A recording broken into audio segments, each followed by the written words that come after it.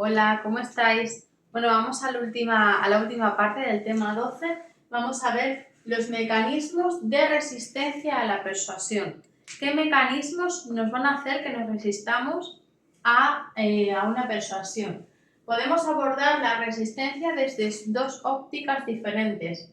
Considerar por qué y cómo las personas resisten los esfuerzos persuasivos junto con los factores que podían disminuir esa resistencia y estudiar la forma de incrementar la resistencia cognitiva a la persuasión ante intentos malintencionados o tóxicos. Esas son las dos formas mediante las que podemos abordar o abarcar esa resistencia a la persuasión. Ahora vamos a ver las principales motivaciones, qué es lo que nos va a motivar a que nos resistamos ante esa persuasión.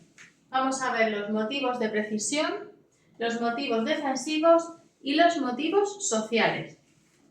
Los motivos de precisión: dar únicamente como válidas informaciones basadas en argumentos fuertes puede tratarse de un motivo relevante para la toma de decisiones, especialmente cuando éstas conllevan consecuencias instrumentales importantes para el receptor del mensaje, como optar por un tipo de oferta de trabajo.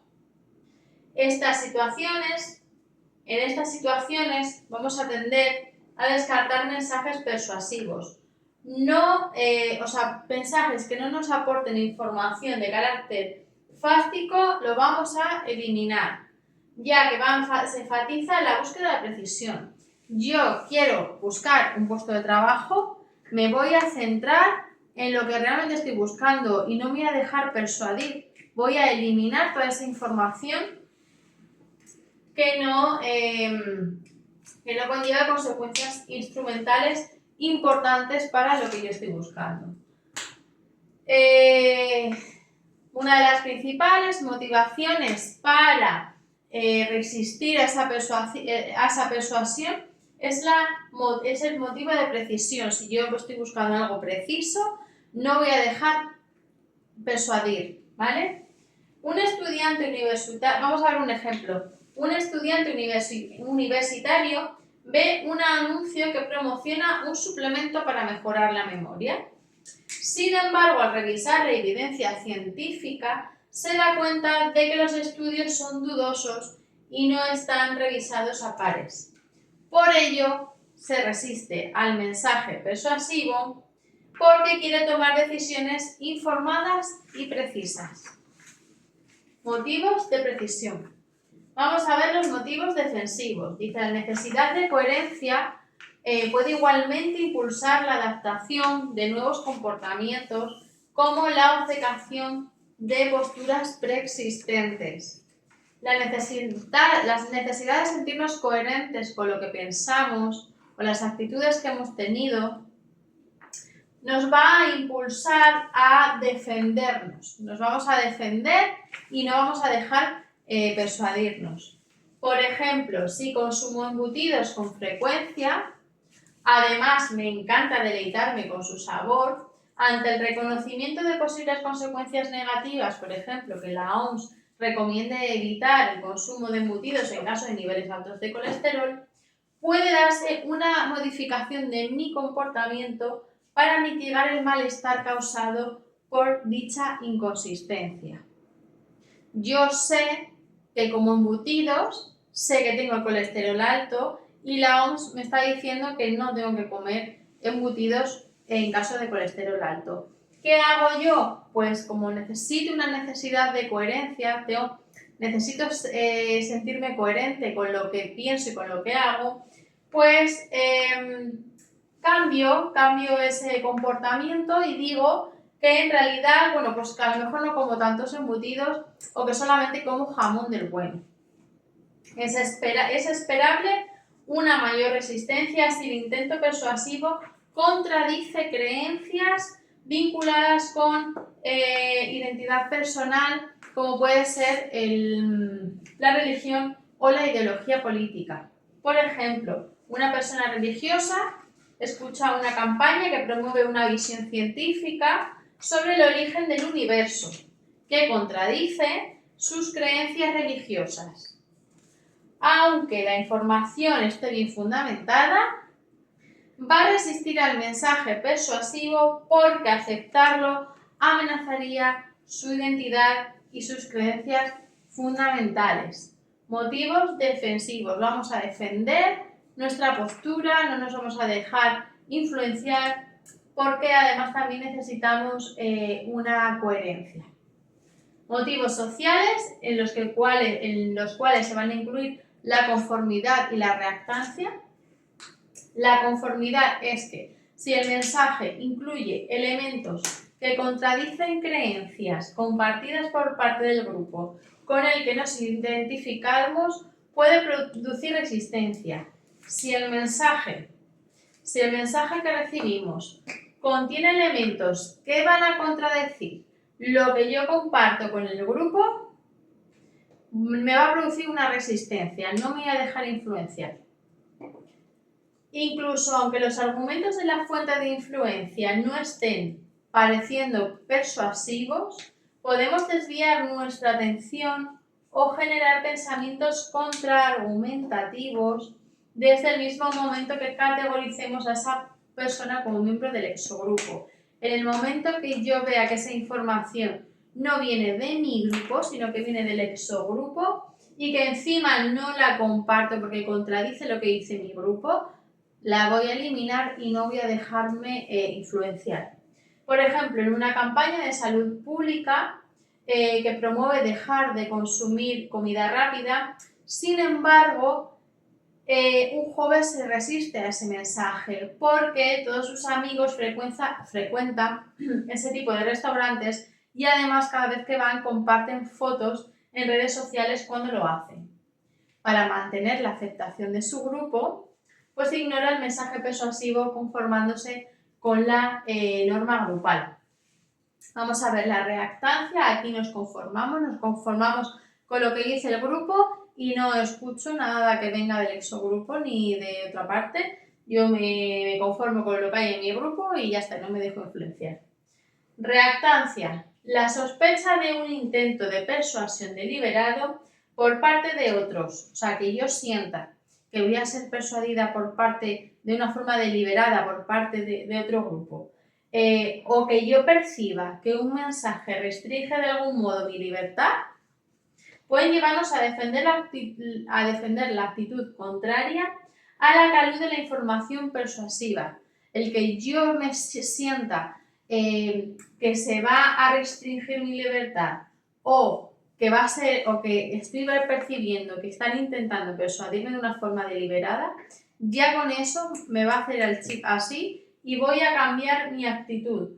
Por ejemplo, una influencer publica un vídeo diciendo: si sigues fumando, eres un estúpido que no se respeta. Si sigues fumando, eres un estúpido que no se respeta. ¿Qué pasa? Que estoy percibiendo que están restringiendo mi libertad. Aunque sabemos que fumar no es bueno, pero yo siento que están restringiendo mi libertad. Por lo tanto, escribo comentarios como: pues nadie me dice lo que tengo que hacer con mi cuerpo.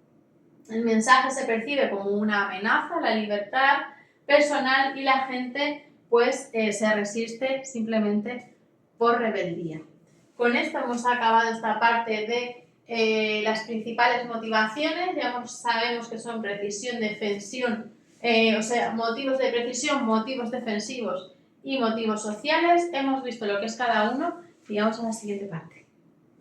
Bueno, ahora vamos a ver las fuentes de desinformación. ¿Qué es la desinformación? Es la información falsa o errónea intencionalmente extendida con el objetivo de dañar o engañar, remarcando su carácter de difusión deliberada. Ecker dice que cuando las personas nos exponemos a desinformación, hay una serie de caracteres cognitivos y socioafectivos que van a facilitar esa información o esa formación de creencias falsas. Vamos a ver qué factores cognitivos van a facilitar esa creación o esa formación de creencias falsas. el pensamiento intuitivo o la escasa deliberación, una disposición a creer que la información sin deliberación alguna solo porque me lo dice el instinto, lo creo solamente porque lo intuyo, porque me lo dice ese instinto, que me lo tengo que creer y punto. Fallos cognitivos, ignorar la calidad de la fuente de información u olvidarla o confundirla con otra. Fallos cognitivos, verdad ilusoria, tendencia a creer más en la información que se ha escuchado o leído anteriormente, aunque esa información sea falsa. Eker nos dice que hay una serie de factores cognitivos que van a facilitar esa formación de creencias falsas. El que nosotros tengamos un pensamiento intuitivo, que yo me crea esa información falsa por intuición, porque yo creo que eso es cierto. O intuyo, mejor dicho, porque yo intuyo que eso es cierto. Fallos cognitivos, que yo crea esa información falsa porque ignoro la calidad de la fuente de la información o la olvido o la confundo con otra. Y la tendencia a creer más en información que se ha escuchado o leído anteriormente, aunque esa información sea falsa. Esa es la verdad ilusoria. Vamos a ver esos factores socioafectivos que van a facilitar esa formación de creencias falsas. Las claves relacionadas con la fuente. Las personas confían más en fuentes de información si perciben que son atractivas, ostentan poder y las identifican con su grupo de pertenencia. De ahí que sea especialmente peligrosa la difusión de información falsa por parte de líderes políticos de relevancia, porque es que te lo vas a creer, vamos, totalmente. Apelación a las emociones. El contenido engañoso que se propaga rápidamente en Internet a menudo se tiñe de exprofeso, de lenguaje marcadamente emocional. Exprofeso significa con intención de expresar. El contenido engañoso se propaga muy rápidamente a través de Internet, tiñéndose de lenguaje emocional, logrando desviar la atención de personas y reduciendo la posibilidad de que procesen señales determinantes como la credibilidad de la fuente. Y la visión del mundo, que solemos confiar más en titulares de noticias en medios o cuentas de redes sociales que consideramos afines a nosotros, a nuestra ideología, sin pensar demasiado en la precisión de la información. Hacemos un repasito. Hemos dicho que la desinformación es información falsa o errónea que está intencionalmente extendida con el objetivo de dañar o engañar, remarcando su carácter de difusión deliberada. Se va a difundir de una forma deliberada, muy rápida y de una forma deliberada, con una intención de dañar o engañar. Y que hay ciertos factores cognitivos y socioafectivos que van a facilitar que nos creamos esa información. Hemos dicho que los factores cognitivos, pues si yo tengo un pensamiento intuitivo, voy a intuir que esa información es verdadera. Si tenemos fallos cognitivos, que no recordamos la fuente de donde viene, si tenemos una verdad ilusoria, que creemos que esa información se ha escuchado o ya se ha leído anteriormente, que las personas confiamos más en fuentes de información si percibimos que son atractivas, que ostentan poder, ya hemos visto eso en capítulos anteriores. De ahí que es especialmente peligrosa la difusión de información falsa a través de líderes políticos de relevancia, porque las personas que se identifican con su grupo de pertenencia se creen más esas difusiones o esas creencias falsas. La apelación de las emociones, cuando ese mensaje tiene un carácter emocional, pues también hay más probabilidades de que nos lo creamos. Y la visión del mundo, pues que solemos confiar mucho en titulares de noticias, de medios o de redes sociales que consideramos afines de manera ideológica sin pensar realmente de dónde viene esa información. Vamos a seguir con las fuentes de desinformación, pero en otra pizarra. Bueno, seguimos con las fuentes de desinformación. Vamos a ver por qué compartimos información falsa en redes. Vamos a ver que una atracción emocional y moral puede hacer que palabras que evocan emociones fuertes como lucha, maldad, engaño, castigo reciban más atención y se comparten más. O sea, en redes sociales, palabras como maldad, engaño, castigo van a recibir más atención y se van a compartir más. Atracciones emocionales y morales. Emociones negativas y de alta activación. Sentimientos como la ira o el enfado aumentan la probabilidad de compartir noticias falsas. Algoritmo de redes sociales. Estos algoritmos tienden a aumentar la visibilidad del contenido que recibe muchas interacciones, lo que puede llevar a una propagación exponencial de información errónea. Pensamientos perezosos e intuitivos dicen que las personas pueden compartir contenido falso sin pensar demasiado en su veracidad. Motivaciones sociales y autointerés, buscar una retroalimentación social en forma de likes, obtener más seguidores o incluso vender productos o servicios, también puede servir para señalar identificación con un grupo o expresar hostilidad hacia otros. Y una presión hacia la conformidad. La no compartición de noticias falsas puede acarrear la acción social en las redes y la marginación por parte del grupo al que se pertenece. En este contexto, la veracidad de información pasa a un segundo plano, mientras que la satisfacción de necesidades psicológicas vinculadas con las motivaciones sociales adquiere mayor relevancia. Estamos viendo por qué compartimos esa información falsa en redes. ¿Por qué compartimos información falsa en redes?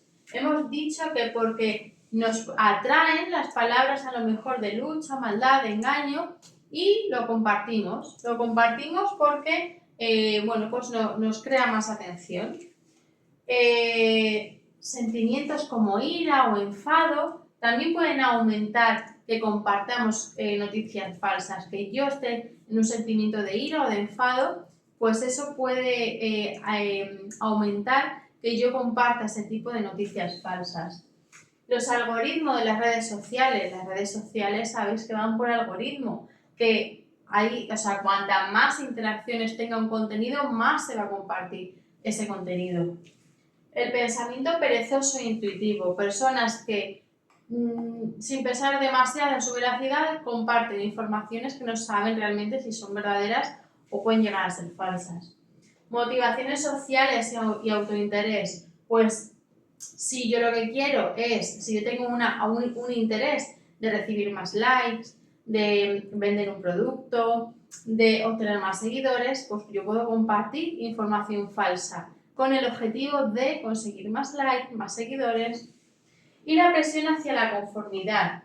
El no compartir esas noticias falsas, pues muchas veces pues puede acarrear una marginación social a través de las redes sociales. Y con esto sí hemos acabado la fuente de desinformación y vamos a por el siguiente vídeo. Bueno, ahora vamos a ver las creencias en conspiraciones. Cuando creemos en conspiraciones, las teorías conspirativas atribuyen las causas últimas de eventos sociales y políticos significativos a la existencia de planes secretos concebidos por parte de individuos o grupos poderosos y malvados. Conspiraciones, creer que hay una conspiración, que esos eventos entre políticos y esos eventos sociales son para planes secretos concebidos por grupos poderosos y malvados. Eso es la conspiración.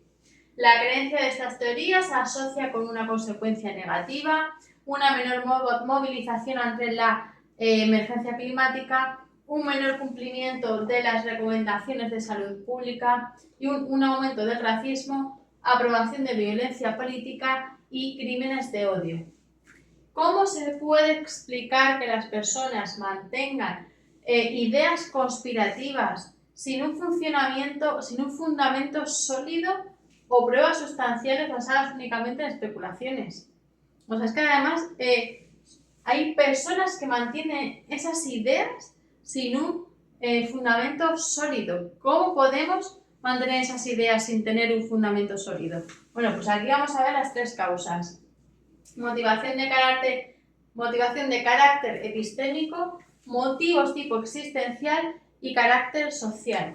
En la motivación de carácter epistémico vamos a mantener esas ideas conspirativas a pesar de no tener un fundamento sólido, porque vamos a tener el deseo de entender y comprender mejor el mundo. Necesitamos entender el mundo. Cuando no entendemos algo, muchas veces nos vamos a ideas conspirativas. Si las personas se sienten frustradas o abrumadas por la información disponible sobre un tema y les parece demasiado limitada la información, confusa o incluso contradictoria, pueden recurrir a teorías conspirativas como una forma de explicar y simplificar eventos complejos y reducir esa incertidumbre de pues que no entiendo algunas cosas. Entonces nos vamos a teorías conspirativas. Tipos de existencia: la necesidad de experimentar el control sobre el entorno y sentirse seguro. Necesitamos tener nuestro entorno controlado y necesitamos sentirnos seguros en él. Por lo tanto, en contextos sociales que son inestables, favorecerían la aparición de teorías conspirativas al almacenar la estabilidad existencial. Por ejemplo, la precariedad, esta situación de precariedad económica, estados de ansiedad transitorios, un estilo de apego ansioso, va a favorecer esa creencia en conspiraciones. Y el carácter social, el deseo de las personas de tener una imagen positiva de sí mismas o de su grupo, pues va a hacer que haya un narcisismo, ya sea de carácter individual o de carácter colectivo. El narcisismo de carácter individual, las teorías conspirativas van a proporcionar a esas personas con rasgos narcisistas la sensación de pertenecer a un grupo selecto con acceso a información privilegiada. De esta forma reforzarían su sentimiento de sentirse superiores a los demás. Una persona narcisista, si cree en conspiraciones, se va a sentir pues privilegiado, va a sentir pues que pertenece a un grupo selecto. Y en el narcisismo colectivo, la creencia exagerada de superioridad del grupo, de pertenencia, pues eso, nos creemos que nuestro grupo pues que es superior al resto. Y estos grupos narcisistas pues también van a generar esas conspiraciones. Y con esto pues hemos acabado la parte de las conspiraciones y vamos ya a pasar al siguiente vídeo. Con el siguiente vídeo acabamos este tema y chicos, tenemos ya más de la mitad del libro, así que vamos a por todas. Cualquier duda que tengáis podéis escribirme al correo y nada, espero ayudaros con todo esto. Bueno, y por último, y con esto acabamos el tema 12, vamos a ver las estrategias de intervención que tenemos para la resistencia a la persuasión. Vamos a tener el pre-booking, antes, pre-booking y debooking. El pre-booking es una refutación preventiva. Preventiva, pre-booking, preventiva. Vamos a vacunar mentalmente al público antes de que la información ocurra.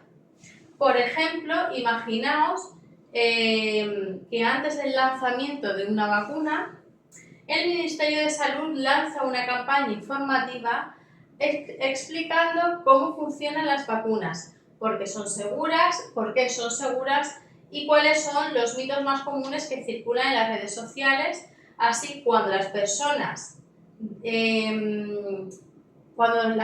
se topen con una desinformación, pues ya estarán mentalmente preparadas para rechazar esa mentira, ¿vale? Para rechazar esa persuasión. Entonces vamos, digamos que a vacunar mentalmente al público antes de que la desinformación ocurra. Y esto, aquí tenemos la teoría de la inoculación. Inoculación es como preparar mentalmente. Decimos que inocular a las personas con una forma debilitada, o sea, preparar mentalmente a la gente con una forma debilitada de los argumentos persuasivos. De manera que cuando lleguen esos argumentos persuasivos, pues se van a enfrentar a ellos, se van a poder defender, incluso van a ser inmunes a ellos. La intervención va a combinar dos elementos. En uno se advierte a los receptores de la amenaza de la persuasión engañosa y en la otra vamos a aprender a identificar con trucos o falacias utilizados habitualmente con fines manipulatorios para así poder refutar la información errónea que se presente posteriormente, ya sea advirtiéndonos receptores, o sea, sabiendo cuáles pueden ser esos receptores de amenaza y aprender a identificar con algunos trucos o algunas falacias, pues cuáles son los fines manipulatorios más usados. El debunking, refutación reactiva. ¿Cuándo va a haber el debunking? Pues el debunking va a desmentir o va a desmontar una mentira que ya está circulando. El prebunking era antes de que llegase esa mentira, preparábamos la mente para una vez que llegase esa mentira, nosotros ignorarla. En el debunking ya nos ha llegado la mentira y lo que queremos es desmentirla o desmontarla. Por lo tanto, su objetivo es contrarrestar el bulo. Una vez que ha logrado alcanzar una difusión significativa, se han determinado 4 factores importantes en la desacreditación de la información falsa. Uno va a ser proporcionar una refutación basada en hechos que incluya una explicación alternativa y detallada al relato del bulo, no simplemente argumentar que se trata de una información falsa, sino argumentar, proporcionar hechos que incluyan una explicación del por qué eso es un bulo y no simplemente decir pues que eso es mentira. La información de carácter erróneo debe presentarse al comienzo del mensaje refutativo, pero siempre precedida por una advertencia. La información que es errónea debe presentarse al comienzo del mensaje refutativo. O sea, primero decir qué información es la que es errónea y después dar una advertencia. Esta información es errónea porque tal.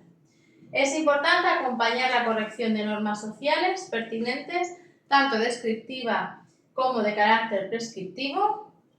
El principio de autoridad en forma de consenso de expertos también contribuye al carácter persuasivo de la refutación.